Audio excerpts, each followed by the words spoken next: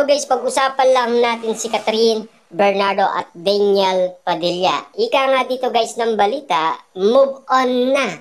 Mga Katniel fans, masaya for Catherine Bernardo. Ibig sabihin pala nito guys, nag-move on na rin ang mga Katniel fans. Ayon sa balita. Ibig sabihin guys, kung sumuko na si Daniel Padilla, ay sumuko na rin ang mga Katniel fans. Kasi wala na silang nakikita umano na motibo na babalik pa itong si Catherine Bernardo. Dahil sa second chance na sinagot umano guys ni Catherine Bernardo. At lalong-lalo na guys, sasagot niya kay Boy Abunda. Kung ano man yun guys, pakinggan natin itong balita. Mukhang tuluyan na nga nakamove on o itong si Catherine Bernardo sa kanyang ex na si Daniel Padilla. Blooming na blooming siya sa recent interview niya at hindi na rin nakaligtas sa mata ng kanyang mga fans ang kanyang bagong blooming, diba? Grabe nga naman kasi guys, alam naman natin na talagang kitang-kita ang kagandahan ni Catherine Bernardo dahil nakabalik na kasi guys ang kanyang kagandahan. Kasi guys, mahirap nga naman kasi kung patuloy lang siyang nai-stress umano nang dahil lang sa iwalayan. May pagkakataon nga naman kasi guys na kapag subukan lang ang pinagdaanan ni Catherine Bernardo para patunayan sa kanyang sarili na kayang-kaya niyang magbago at magpatawad nga naman ng ibang taong nagkamali sa kanya.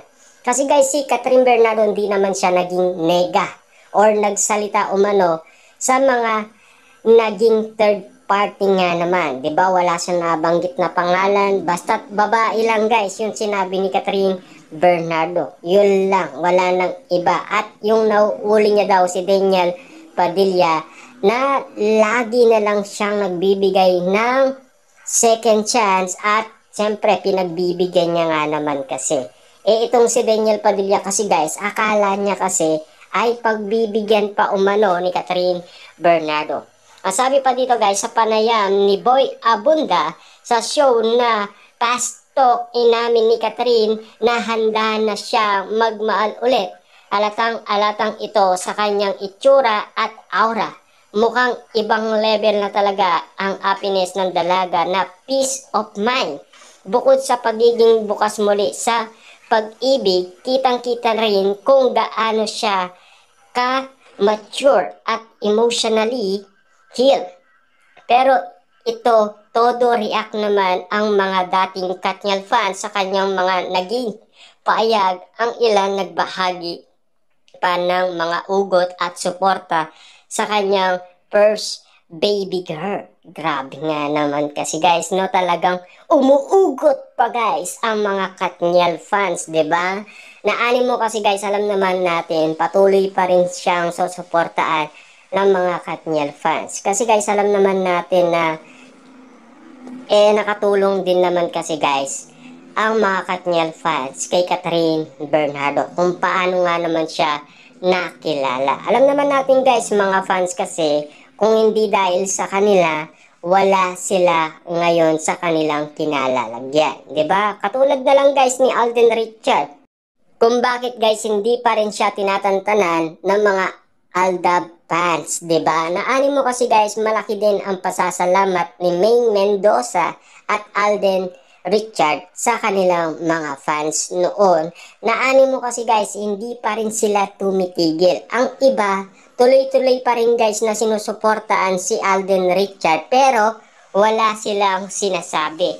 Yung mga iba lang guys. Sabi pa dito guys, sabi ng isang fan, after leaving the Katniel fandom, I never visit the ship again, so it's so nice to see Catherine being this happy. Ang ganda niya. Pagmasdan kapag masaya siya. She looks heal my first baby girl. Sabi pa nga isa, I think I watched her interview with Tito Boy 3 times kasi she looks genuinely happy each Catherine Bernardo talaga hindi ko mabitawan kasi she is close to my age and seeing her growing up made me realize I did too strong mind and happy heart siya. Ibig sabihin lang nito guys, sa lahat ng napapansin nila kay Catherine Bernardo, masaya na sila para kay Catherine Bernardo. Ibig sabihin guys kasi ang iba, meron pang naniniwala sa kanila. Ang iba kasi guys, meron pa talagang ugot talaga. Naani mo talaga guys, binabatikos pa sila. Diba? Siyempre guys, malaki din ang pasasalamat nila kung hindi dahil sa kanila, wala sila ngayon sa kanilang kinalalagyan. Katulad ni Ming, diba? Na 2 years ago na interview siya ni Ogie Diaz. Meron pang mga ilan-ilan na talagang sinagot talaga guys ni Ming Mendoza ang iba niyang fans na dati na Alda fans, 'di ba? Na ayaw talaga nilang tumigil. Siyempre guys, alam naman natin na sinasabihan si Ming na meron na daw siyang anak at kasal din. At siyempre, sinasabi nila guys na naging third party daw ang kanyang naging asawa. Diba? Siyempre, ginaganon din guys si Alden Richard na inaaway din na sinasabi gay daw siya. At siyempre, meron na siyang anak. Tapos, iba pa yung ginagawa nila guys. Grabe kung sila ay mang-usga ng kanilang mga idolo noon. Kung bakit nga naman sila nandiyan sa kinalalagyan nila ngayon. Siyempre guys, alam naman natin kung sila ay naging idolo nila noon. Kailangan din guys makibagay. Nagsuportaan lang naman guys si Alden Richard at Ming Mendoza sa kanilang programa sa Itbulaga. Hindi naman ibig sabihin nun guys, hanggang doon ang nilang love team. Ibig sabihin lang guys, meron talagang limit lang. Limitado lang, 'di ba? Ibig sabihin, iba 'yung nakatadhana kay Ming, iba 'yung nakatadhana kay Catherine Bernardo. Kailangan na nila talaga guys na maniwala sa mga napili nilang tadhana sa buhay. Nakakatawang nga makita na after all the controversy at mga tireless allegation tungkol sa pagtatapos ng relationship ni Catherine Daniel, tila nakakalipas na rin ang mga fans nila sa dating issue. Malinaw na hindi lang si Catherine ang nag-grow, pati na rin ang mga Katniel fans na patuloy na sumusuporta sa kanya kahit pa natapos na ang kanilang show. Ibig sabihin lang nito guys, no?